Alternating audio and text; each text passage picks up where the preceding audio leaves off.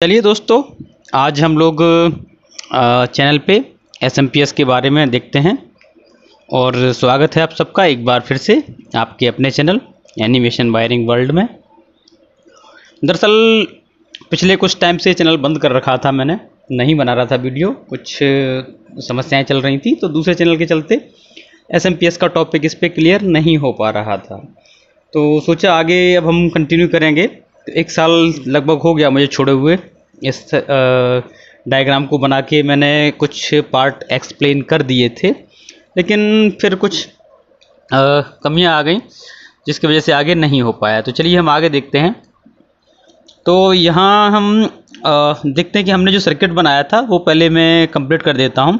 एक ओवरव्यू बनाया था। देखिए तरीका एक ही होता है एसएमपीएस का, कोई भी हो, थोड़ा बस 19-20 का फेरबदल हो सकता है।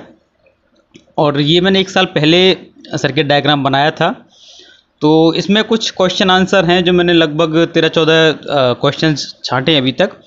जो डाउटफुल है तो उनका सल्यूशन होना चाहिए और उसको बता देना चाहिए मुझे, इसकी वजह से ये वीडियो आज बनाया जा रहा है। तो ये हमारा एसएम ट्रांसफार्मर हो गया, आईसी हो गई स्विचिंग, और ब्रिज रेक्टिफायर हो गया, डीसी बल्क कैपेसिटर है, ये बीसीसी कैपेसिटर है, और ये फ़िल्टर कैपेसिटर है हमारा आउटपुट के लिए। तो ये सारी चीज़ें क्लियर हो गई थी और इसमें हम आगे और भी देखेंगे अभी। तो जैसे जैसे हमारा आगे आता जाएगा सेगमेंट, उस हिसाब से हम कमेंट के हिसाब से आपको बताते जाएंगे। तो सबसे पहला कमेंट है वो हम देख लेते हैं यहाँ पे। तो कुछ इस तरह से दिया है, सर ये आपने जो आईसी का एग्जाम्पल लिया है उसका नंबर क्या है? मैं जिस सर्किट को रिपेयर कर रहा हूँ उसकी पिन सेम यही वर्क कर रही हैं। तो हम इसमें देख लेते हैं आगे कि आईसी का नंबर क्या है, कैसा है। तो देखिए इसे मैं हटा देता हूँ पहले, फिर देखते हैं। देखिए वाइपर 22A इस आईसी का नंबर है। आप चाहे तो पिन भी मैच करा सकते हैं। इसकी जो 5 number, 6 number, 7 number, 8 number pin होती हैं वो सारी ड्रेन होती हैं, यानी कि आपस में शॉर्ट रहती हैं। ये दरअसल मॉसफेट के ड्रेन पिन से जुड़ा रहता है हमारा ये वाला सारा पिन का जो भी पार्ट है वो इंटरनली एक मॉसफेट रहता है। जो देखिए यहाँ सोर्स पिन दी हुई है और यहाँ पे एक मॉसफेट होगा, इसका ड्रेन पिन ये होगा, और जो उसका गेट रहेगा वो इंटरनली इस आईसी के थ्रू कंट्रोल किया जाता है। तो वो आउट में उसकी पिन हमें नहीं मिलती है। और यहाँ जो पिनें मिलती हैं हमें टोटल देखिए, एक ड्रेन की मिल जाती है, एक सोर्स की, फीडबैक और बीडीडी, बस यही कुछ पिनें हैं इस पर जिनसे काम लिया जाता है। तो ये बहुत ज़्यादा वोट की आईसी नहीं है, कुछ लिमिटेड वोट्स पे ही चलती है। और सबसे ज़्यादा यूज़ होने वाला इसका जो एप्लीकेशन है तो वो है हमारा डीटीएच पावर सप्लाई हो गई, या इस तरह के छोटे टाइप के जो सर्किट होते हैं 20-30 वोट तक के, तो वहाँ ज़्यादातर यूज़ की जाती है ये। कई चार्जर्स में भी देखी होगी आपने ये आईसी मिल सकती है, छोटे लेवल के जो चार्जर होंगे उनमें भी मिल सकती है। तो ये एक लिमिटेड सप्लाई या पावर के लिए ही बनाए जाने वाले सर्किट हैं। तो ये वाइपर 22A है। आगे देखते हैं। अब यहाँ एक कमेंट मुझे मिला था जो काफ़ी हंसी भी आई मुझे बाद में देख के। तो यहाँ लिखा है 4 मिनट तो आपने ऐसे ही वेस्ट कर लिए। तो भाई देखिए, ये जो एसएमपीएस वाला सेगमेंट है हमारा, इसको समझने के लिए टाइम चाहिए। ये कोई नॉर्मल ट्रांसफार्मर नहीं है कि भाई 220 हमने यहाँ से इन किया और आउटपुट वाइंडिंग पे हमारा 12 volt, 24 volt, 18 volt, 30 volt, 35 volt जो भी मिलना है मिल गया, और हमने एक कैपेसिटर लगाया, आउटपुट मिल गया। उसमें एक नॉर्मली आपके प्राइमरी वाइंडिंग होती है और एक सेकेंडरी वाइंडिंग होती है, ना तो उसमें ऑक्सिलरी वाइंडिंग का कोई काम है ना कुछ है। तो इन चीज़ों को, कंपोनेंट को समझने के लिए टाइम लगता है। और जिन भाइयों को ऐसा लगता है कि आपके 4 मिनट, 8 मिनट, 10 मिनट वेस्ट हो गए, तो भाई आप ऐसे वीडियोस से दूर रहें कि आपको समझाने के लिए हम यहाँ अगर 6 घंटे, 8 घंटे मेहनत करते हैं एनिमेशन बनाने में, आपके 4 मिनट उससे ज़्यादा महंगे नहीं हैं, ठीक है। क्योंकि इतना एफर्ट करने के बाद में आपको 4 मिनट के अपने ज़्यादा कॉस्टली लगते हैं। तो भाई आप ऐसे वीडियोस से मेरे दूर रहें, क्योंकि अगर आपको 4 मिनट ज़्यादा वेस्ट हो रहे हैं तो हम आपको समझा नहीं सकते। वो लोग सिर्फ जुड़े जो पेशेंट रखे हुए हैं, सॉरी पेशेंस रखे हैं अपने, और धैर्य के साथ में जुड़ के देख सकते हैं, क्योंकि वीडियोस जो मेरे होंगे वो काफ़ी लंबे होंगे। अगर आप लोग रुक से देख सकते हैं, क्योंकि हमारा काम है एक्सप्लेन करना सारी चीज़ों को और उन्हें प्रैक्टिकली भी देखना। तो उम्मीद करते हैं या तो आप तसल्लीपूर्वक देखेंगे, और नहीं है तो कोई बात नहीं, आप वीडियो स्किप कर सकते हैं। और जो लोग यही काम ना लेके सोचते हैं कि मैं स्किप कर करके 5 मिनट में 10 मिनट में तैयार करके देख लूँगा वीडियो, तो उनकी गलतफहमी है। कॉन्सेप्ट क्लियर ना होने से बहुत बड़ी समस्याएं होती हैं। एक कहावत थी जो मैंने बचपन में सुनी थी कि अधजल गगरी छलकत जाए, वो हिसाब आप ना करें तो ज़्यादा अच्छा है, क्योंकि अगर उसी हिसाब से आप थोड़ा सीखेंगे तो वो हानिकारक होगा। तो अब इसमें एक अगला कमेंट है, तो जो लोग क्वेरी रखते हैं, अपनी पूछना चाहते हैं, उनको मैं बता देता हूं। मुझे क्वेश्चनिंग आंसरिंग से कोई समस्या नहीं है। तो यहाँ लिखा था ब्रदर वेयर इज स्नवर सर्किट, तो इसमें ओवरव्यू के लिए देखिए स्नवर सर्किट नहीं था, तो मैं हटा देता हूँ। यहाँ सिर्फ ओवरव्यू दिया गया था। अब ओवरव्यू का मतलब ये होता है कि आपको मेन कंपोनेंट एक मोटा मोटा तौर पे समझा दिया जाता है कि किस तरह से आपका SMPS काम करता है। ना तो यहाँ कोई कंपोनेंट की वैल्यू लिखी हुई है, क्योंकि कोई कंपनी अपनी आईसी का अगर डेमो देती है तो वो भी कोई वैल्यू लिख के नहीं देती है आपको, सिर्फ ये देती है किस तरह से सर्किट आपका बन सकता है, और आपको जो आउटपुट चाहिए या जो भी आपका डिमांड है सर्किट का, वो आपको कैलकुलेशन करके निकाल के लगाना पड़ेगा। ठीक है, तो ये भी एक तरह का वही ओवरव्यू था आपको समझाने के लिए, बस इसमें थोड़ा एनिमेशन का सहारा ले लिया था, जिससे कि आप लोगों को आसानी से समझ में आ सके। ठीक है, तो अब रही बात स्नवर सर्किट की, तो बहुत बड़ी चीज़ नहीं होती है कुछ। ये जो हमारी प्राइमरी वाइंडिंग का जो सिरे होते हैं दो, इनको जब हम स्विचिंग कराते हैं, तो जब स्विचिंग ऑफ होती है उस टाइम पे क्या होता है कि ये इंडक्टर की तरह बिहेव करता है। तो यहाँ हम पॉजिटिव दे रहे हैं और यहाँ हमारा नेगेटिव आता है, स्विच होता है, तब पॉजिटिव परमानेंट आता रहता है, नेगेटिव हमारा स्विच होके आता है, क्योंकि नेगेटिव हमारा यहाँ से होते हुए यहाँ पहुँचा और तब यहाँ से इसके अंदर स्विचिंग होती है।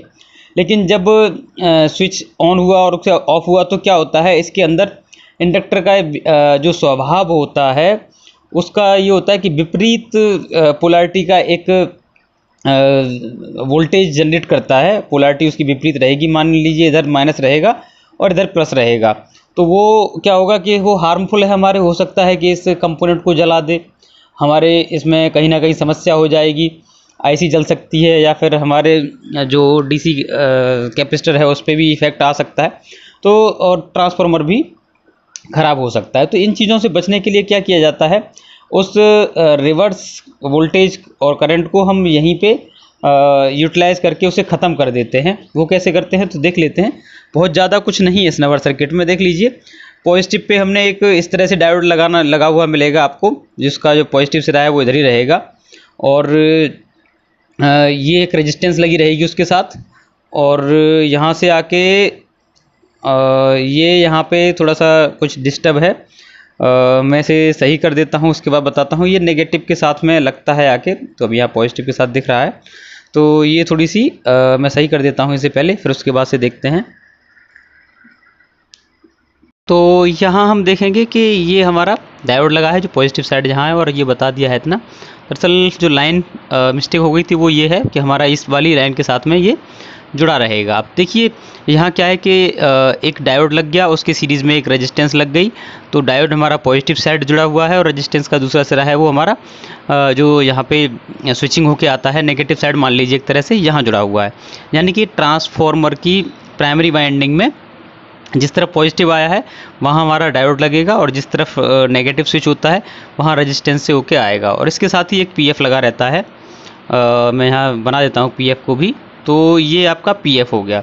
तो इस तरह से यही स्नवर सर्किट होता है, कुछ नहीं होता है। अब होगा क्या कि जैसा मैंने बताया था कि यहाँ से पॉजिटिव आएगा हमारा सप्लाई, जैसे ही स्विचिंग इस पर बंद होती है, जबकि काफ़ी शॉर्ट टाइम में होती है, बहुत जल्दी होता है वो इतना सारा काम। फिर भी समझा देता हूँ आपको स्लो में कि यहाँ से पॉजिटिव सप्लाई जाएगी और यहाँ आके वो डिस्ट्रॉय ना करे, उसके लिए क्या होगा कि यहाँ से सीधे गई और रेजिस्टेंस से होते हुए सीधे पॉजिटिव इस लाइन में आके मिल जाएगी। तो यानी कि जो यहाँ से जनरेट हुआ हमारा पॉजिटिव, वो जाके पॉजिटिव में ही मिल गया। अब देखते हैं कि जब सप्लाई हमारी चलती होगी उस टाइम पे प्रॉब्लम करेगी कि नहीं। तो देखिए यहाँ से प्लस सप्लाई हमारी निकलती है और यहाँ आएगी तो ये जो डायोड है वो रिवर्स वाइज यहाँ इस तरह से लगा हुआ है। अब पॉजिटिव सप्लाई है तो यहाँ से ये इस तरफ पास नहीं करेगा, जब पीछे से पॉजिटिव आएगी तो आगे पास करेगा, लेकिन आगे से पॉजिटिव होगी तो पीछे पास नहीं करेगा। तो इस हिसाब से जब हमारा यहाँ पे नॉर्मल फंक्शन हो रहा होगा तो ये स्नवर सर्किट उस टाइम पे कोई इफेक्ट नहीं करेगा। और यहाँ पे एक रेजिस्टेंस और कैपेसिटर लगा के एक सर्किट बना दिया जाता है, यही दरअसल एक स्नवर सर्किट होता है। तो मेरे ख्याल से ये क्लियर हो गया होगा, बहुत ज़्यादा कुछ नहीं था। ओवरव्यू में इसलिए नहीं चीज़ें बताई गई थी कि ज़्यादा कंपोनेंट हो जाएंगे तो थोड़ा सा कन्फ्यूज़न हो जाता है, तो धीरे धीरे इस सीरीज़ को मुझे आगे बढ़ाना था, इसके वजह से मुझे एक एक चीज़ कवर करनी थी। आगे कुछ और चीज़ें भी रहेंगी, वो हम आगे कवर करेंगे आउटपुट सेक्शन के, अभी इतना ही कवर कर लिया है। देखिए इनपुट सेगमेंट के लिए इस पूरी SMPS का जो है वो आपको आई बटन में मैं यहाँ लिंक दे दूँगा, और उसके साथ ही इनपुट सेगमेंट का और स्विचिंग सेगमेंट का जैसे जैसे आएगा वो आपको बताता जाऊँगा, लिंक कहाँ कहाँ मिलेगा आपको, ठीक है। तो आगे देखते हैं, आप लोग कमेंट करके ज़रूर बताएं, क्योंकि अगर आपको सीखने को मिलता है चैनल से तो कमेंट अवश्य करें और सब्सक्राइब करके बता दें, क्योंकि चैनल को बंद किए काफ़ी टाइम हो गया था मुझे, इसलिए कमेंट्स को नहीं देखा था मैंने आपके। अब प्रॉपर आपको एक वीडियो मिलता रहेगा इस पर। तो आगे देखते हैं। देखिए कंपोनेंट का कैपेसिटी इंडिकेट करना चाहिए, तो अभी थोड़ी देर पहले ही मैंने बताया था कि ये ओवरव्यू है हमारे पास, इसमें हम कोई कंपोनेंट की वैल्यू इसलिए नहीं बता रहे क्योंकि इस तरह का डिज़ाइन आपको जो करना है, आपको यहाँ पे आउटपुट पे 5 वोल्ट चाहिए या 12 वोल्ट चाहिए, 24 वोल्ट चाहिए, जो भी चाहिए हो उसके हिसाब से देखिए इसकी वैल्यू बदल जाएगी यहाँ पे, ठीक है। ये तो आपके चलिए लगभग 10 माइक्रोफैराड ही चलता है, आपका 16 वोल्ट तक चल जाता है। डायोड आपका यहाँ पे फास्ट स्विचिंग डायोड लगेगा, यहाँ नॉर्मल डायोड लग जाएगा, यहाँ फास्ट स्विचिंग डायोड लग जाएगा। तो ये चीज़ें हैं कुछ जो आपको कैलकुलेट करके लगानी रहती हैं। स्नवर के लिए आपको ये PF और ये रेजिस्टेंस कैलकुलेट करनी पड़ेगी, इसको सॉफ्ट स्टार्ट के लिए ये जो है वो इस IC के हिसाब से कैलकुलेट करनी पड़ेगी। IC यहाँ अभी मैंने बता दी है, तो इसके हिसाब से सारी चीज़ें हम प्रैक्टिकली बता देंगे आपको कि किस तरह से ये आगे काम करेगा, क्या है, ठीक है। तो आगे देख लेते हैं अगला क्या है सवाल। सेकेंडरी कॉइल में जो डायोड यूज़ किया है आपने, वो डायोड उल्टा है, यूज़ रॉन्ग पोजीशन है या राइट पोजीशन है। तो देखिए आपका डाउट है इस डायोड के बारे में, तो बिल्कुल जायज़ है, इसको हम ज़रूर बताएंगे। देखिए जब ये हमारा लगा हुआ है अभी, ये कहलाती है फॉरवर्ड वाइज, यानी कि यहाँ से हमारा जो सप्लाई जाएगी वो पॉजिटिव होकर बाहर निकलेगी, ठीक है। अब आपने इधर से चाहे तो आपने AC सप्लाई दी हुई हो या पॉजिटिव सप्लाई दी हुई हो, तो हमारा ग्राउंड इस तरफ चला जाएगा। अभी क्या है, यहाँ से हमें जो मिल रही है वो स्विचिंग करके AC मिल रही है एक तरह से, तो स्क्वायर वेव में होगी, तो यहाँ से जो भी वो सप्लाई एंटर करेगी वो आउट करके यहाँ पे पॉजिटिव बाहर निकलेगी और जो कैपेसिटर उसे फिल्टर करेगा। यहाँ दरअसल इंडक्टर यूज़ नहीं किया गया है, तो वो आगे हम आने वाले सेगमेंट में ज़रूर बताएंगे। तो ये आपका सवाल का जवाब हो गया कि ये बिल्कुल सही तरह से जुड़े हुए हैं। आप 2 डायोड और देख लें, वो भी इस तरह से जुड़े हुए हैं, ठीक है। तो ये बता दिया हमने आपको। आगे देखते हैं अब क्या है। आगे है जो ऑप्टो कपलर पर रेड वायर जोड़ी है उसमें सप्लाई कहाँ से आएगी, वो तो स्विच का काम करता है शायद। तो भाई देखिए ये जो है वो काम तो करता है फीडबैक के लिए, और एज अ स्विच मतलब हाई फ्रीक्वेंसी एक तरह से ये बताएं कि फ्रीक्वेंसी को अपडेट करता रहता है कि हमारी स्विचिंग फ्रीक्वेंसी कितनी होनी चाहिए। वो डिपेंड करता है कि आपका जैसे ही यहाँ वोल्टेज ड्रॉप होगा, आउटपुट पे जो वोल्टेज आता है वो रेजिस्टेंस लगा के कैलकुलेट कर लिया जाता है। तो ये जो 2 पिनें होती हैं इसके अंदर एक LED होती है जिसको हमें 1 वोल्ट देना होता है। तो वो LED पे जब 1 वोल्ट पहुँचेगा तो यहाँ से फीडबैक मिलता रहेगा कि IC को कि यहाँ सारा कुछ सही चल रहा है। मैं इसे हटा देता हूँ, तो यहाँ से इस IC को सारा कुछ पता चलता रहेगा फीडबैक पे कि सारा कुछ सही चल रहा है। जैसे ही वोल्टेज ड्रॉप होगा तो इसका पिन का वोल्टेज भी ड्रॉप हो जाएगा, और जब पिन का वोल्टेज ड्रॉप होगा तो यहाँ से जो इसे सिग्नल मिल रहा था वो भी कम हो जाएगा। तो ये IC समझेगी कि यहाँ पे हमारा सप्लाई कम हो रहा है, मतलब हमें सप्लाई और बढ़ानी चाहिए, तो स्विचिंग को थोड़ा सा बढ़ा देगी। स्विचिंग को बढ़ाते ही हमारा दोबारा से यहाँ पे सप्लाई वोल्टेज बराबर हो जाएगा, यहाँ इसे 1 वोल्ट मिलने लगेगा। तो उस टाइम पे ये सिग्नल फिर बराबर पहुँच जाएगा इस IC को, जिससे हमारा SMPS फिर चलता रहेगा। अब बात करते हैं हाई वोल्टेज की। मान लीजिए इसने स्विचिंग ज़्यादा कर दी, यहाँ हाई वोल्टेज आ गया, तो यहाँ क्या है जैसे ही वोल्टेज बढ़ेगा तो इसको फिर पता चल जाएगा कि हमें सिग्नल ज़्यादा मिल रहा है, यानी कि स्विचिंग ज़्यादा हो गई हमारी, उसे कम कर लेना चाहिए। ये सारी बातें जो मैं बता रहा हूँ आपको, ये विदिन सेकेंड्स होती हैं। हम आपको सिर्फ एक्सप्लेन कर रहे हैं, इसको देखने के लिए बहुत ज़्यादा टाइम नहीं मिलता हमको। तो इसको हम DSO पे कभी ज़रूर समझेंगे कि किस तरह से ये काम करती है। एक बार प्रीसेट लगा के इस चीज़ को बता दिया जाएगा। देखिए अभी इसमें TL71 भी लगाई जाती है, IC एक रहती है हमारी, तो वोल्टेज रेगुलेटिंग के लिए। वो सारा सेगमेंट हम वापस देखेंगे आगे, अगर ये वाला सेगमेंट हमारा कंप्लीट होता है तो। आगे देखते हैं सर, ट्रांसफार्मर तो AC करंट से चलता है, पर आपने तो DC करंट का सप्लाई दिया है, प्लीज़ रिप्लाई मी। तो देखिए बिल्कुल AC से चलता है। तो यहाँ क्या होता है, DC हमारी तब तक ही DC मानी जाती है जब तक वो डायरेक्ट आती है, और DC का जो फॉर्म होता है वो फ्लैट रहता है रिस्पॉन्स, उसमें कोई फ्रीक्वेंसी नहीं होती। अब यहाँ पे देखिए, यहाँ पे माइनस हमारा आया और इसमें मॉसफेट में अंदर गया, और मॉसफेट से जब बाहर निकलता है तो वो स्विचिंग हो जाती है, स्क्वायर वेव फॉर्म में आता है। तो वो एक तरह से AC का ही काउंट करता है, क्योंकि स्क्वायर वेव फॉर्म में आ जाता है वो, ठीक है। तो इसको जब जो मिल रहा है वो DC नहीं है, क्योंकि कंटिन्यूस नहीं मिल रहा है, ऑन ऑफ की फॉर्म में मिल रहा है। तो ट्रांसफार्मर ऑन ऑफ की फॉर्म में ही काम करता है, क्योंकि हमारे जो इन्वर्टर होते हैं घरों में वो भी इसी फॉर्म में काम करते हैं, ठीक है। तो सेम वही प्रोसीजर है यहाँ भी। तो यहाँ पे AC आ रही है आपकी, DC नहीं है, ये आप ध्यान में रखें। आगे देखते हैं, मल्टीमीटर से प्राइमरी सेक्शन में स्विचिंग का कहाँ फॉल्ट है, उसका वीडियो बनाओ सर, धन्यवाद। तो देखिए मैं इसको हटा देता हूँ। सबसे पहले आपको इस BCC कैपेसिटर पे चेक कर लेना है वोल्टेज, अगर कोई समस्या लगती है। IC के BDD पिन पे देख लेना आ रहा है कि नहीं, फीडबैक पिन पे एक बार चेक कर लें कि सही से प्रॉपर पहुंच रहा है कि नहीं चीज़ें।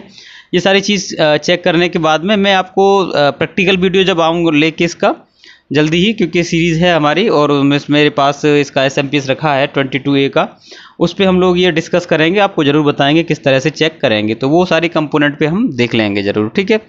आगे देख लेते हैं। अब यहाँ एक सवाल है, आउटपुट वोल्ट किस सिद्धांत पर जितने हमें चाहिए उतने ही आएंगे, वह बताया नहीं आपने। क्या जनरल डायोड या कैपेसिटर 10, 20, 50, 100 वोल्ट किस आधार पर बनेंगे? तो देखिए यहाँ पे आउटपुट सेगमेंट आपको दिख ही रहा है। तो यहाँ पे जिनर वाला जो तरीका है वो उसमें काम उस तरह से नहीं करता, जैसे आप सोच रहे हैं कि हम जिनर से आउटपुट लेके DC बना के ले लेंगे आगे तो हमें फ़िल्टर होके मिल जाएगी। वो तरीका हम कहीं पे भी रेगुलेट करके IC वगैरह में देते हैं तो वहाँ काम करता है। लेकिन SMPS में होता क्या है कि इसका वाइंडिंग डाटा निकाला जाता है कि हमें आउटपुट पे कितना वोल्टेज चाहिए। मान लीजिए 5 वोल्ट चाहिए तो उसके हिसाब से वाइंडिंग सेकेंडरी की जाएगी, 12 वोल्ट चाहिए तो अलग से की जाएगी, 18, 24, 35 जो भी चाहिए उसके हिसाब से वाइंडिंग की जाती है। उसमें से IC की ड्यूटी साइकिल डिपेंड करती है कि हमने कितने ड्यूटी साइकिल पे, मान लीजिए कितनी किलोहर्ट्ज़ की फ्रीक्वेंसी पे वो 5 वोल्ट या 10 वोल्ट लिया है, ठीक है। उसके बाद कुछ वोल्ट हमारा अप डाउन हो सकता है, क्योंकि IC का जो एक होता है वो लो वोल्टेज लॉकआउट होता है, एक हाई वोल्टेज होता है। मतलब कि हाई फ्रीक्वेंसी के लिए बता रहा हूँ मैं, एक लो फ्रीक्वेंसी के लिए होता है, एक हाई फ्रीक्वेंसी के लिए लॉकआउट होता है कि मैक्सिमम ये इतना फ्रीक्वेंसी तक जा सकती है, 75% तक ये स्विचिंग कर सकती है ड्यूटी साइकिल पे, और मैक्सिमम 10%, 12% जो IC है उस पर डिपेंड करता है।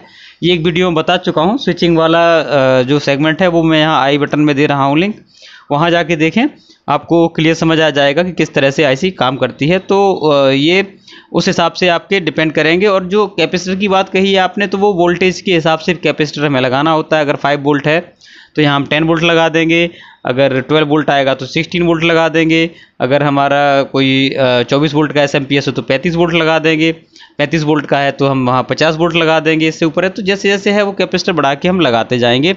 अगर 80 वोल्ट की कोई SMPS है तो हम 100 वोल्ट का भी कैपेसिटर लगा देंगे।